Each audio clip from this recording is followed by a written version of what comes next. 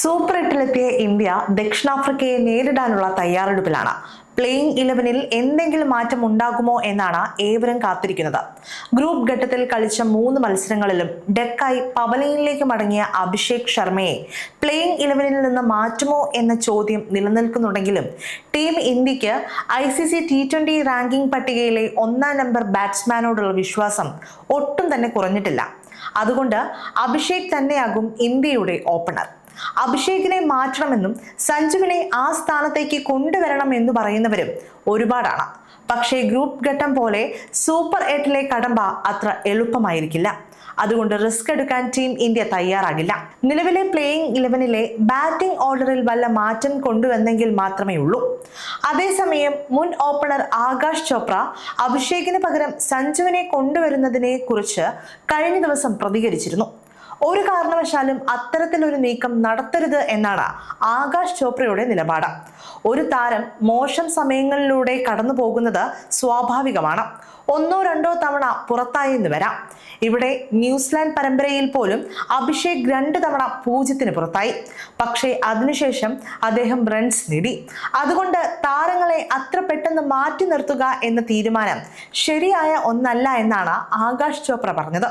മാത്രവുമല്ല, അഭിഷേക് ശർമ്മ ഇന്ത്യൻ ടീമിന്റെ X factor ആണ് എന്നും അദ്ദേഹം ഈ ടീമിന്റെ വളരെ പ്രധാനപ്പെട്ട കളിക്കാരനാണ് എന്നും ആകാശ് ചോപ്ര പറഞ്ഞു. അഭിഷേക് കളിക്കാൻ തുടങ്ങുമ്പോൾ അവിശ്വസനീയമാം വിധം നന്നായി കളിക്കും, അതിൽ യാതൊരു സംശയവുമില്ല എന്നും ആകാശ് ചോപ്ര കൂട്ടിച്ചേർത്തു. അതേസമയം എന്തുകൊണ്ട് അഭിഷേകിന് പകരക്കാരനാകാൻ സഞ്ജു യോഗ്യനല്ല എന്ന് പറയുന്നതിന്റെ കാരണവും മുൻ ഓപ്പണർ തുറന്നു പറഞ്ഞു. സഞ്ജു ഒരിക്കലും കിടിലൻ ഫോമിലേക്ക് തിരിച്ചു വരുമെന്ന് തോന്നുന്നില്ല. അതുകൊണ്ട് സഞ്ജുവിനോട് ടീമിന് വിശ്വാസമില്ല എന്നാണ് ചോപ്രയുടെ വാദം.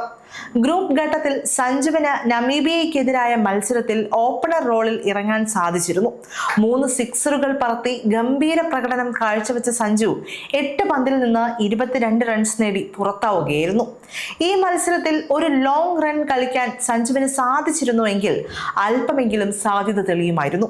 എന്നാൽ ഇപ്പോൾ അഭിഷേകിന് പകരം സഞ്ജു എന്ന തീരുമാനത്തിലേക്ക് ഒരിക്കലും ടീം ഇന്ത്യ എത്താൻ സാധ്യതയില്ല എന്നാണ് ലഭിക്കുന്ന വിവരം. അതേസമയം ഫെബ്രുവരി 22 രാത്രി 7 മണിക്കാണ് ഇന്ത്യ ദക്ഷിണാഫ്രിക്ക പോരാട്ടം. ഈ മത്സരത്തിൽ പ്ലേയിങ് 11-ൽ കാര്യമായ മാറ്റങ്ങൾ ടീം ഇന്ത്യ കൊണ്ടുവരാൻ സാധ്യത കുറവാണെങ്കിലും ടോപ്പ് ഓർഡർ ബാറ്റിംഗ് ലൈനപ്പിൽ ചില മാറ്റങ്ങൾ കൊണ്ടുവരണം എന്ന നിരീക്ഷണം ക്രിക്കറ്റ് വിദഗ്ധർ മുന്നോട്ട് വെച്ചിട്ടുണ്ട്. എന്തെന്നാൽ ഓപ്പണർമാരായ അഭിഷേക് ശർമ്മ, ഇഷാൻ കിഷാൻ എന്നിവരും മൂന്നാമനായി എത്തുന്ന തിലക് വർമ്മയും ഇടം കയ്യൻ ബാറ്റ്സ്മാനാണ്. ഇത് എതിർ ടീമിനെ, ഇന്ത്യയുടെ ടോപ്പ് ഓർഡറിനെ അതിവേഗം തകർക്കാൻ സഹായിക്കും. അതുകൊണ്ട് ക്യാപ്റ്റൻ സൂര്യകുമാർ യാദവിനെ 3-ാം സ്ഥാനത്തേക്ക് തിരികെ കൊണ്ടുവന്നാൽ അവിടെ ഒരു ഇടത് വലത് ബാറ്റിംഗ് കോംബോ കൊണ്ടുവരാൻ ഇന്ത്യക്ക് സാധിക്കും. ഇത് കൂടുതൽ സ്കോർ നേടാൻ ടീമിനെ സഹായിക്കുമെന്നാണ് വിദഗ്ധരുടെ അഭിപ്രായം. സമയം മലയാളം വാർത്തകൾ ഇനി ടൈംസ് ഓഫ് ഇന്ത്യ സൂപ്പർ ആപ്പിലും. ഇതിനായി പ്ലേ സ്റ്റോറിൽ നിന്നോ ആപ്പ് സ്റ്റോറിൽ നിന്നോ times of India app install ചെയ്യൂ. മലയാളം ഭാഷ തിരഞ്ഞെടുക്കൂ. വാർത്തകൾ ആസ്വദിക്കാം. എല്ലാം ഇനി സമയത്തിൽ.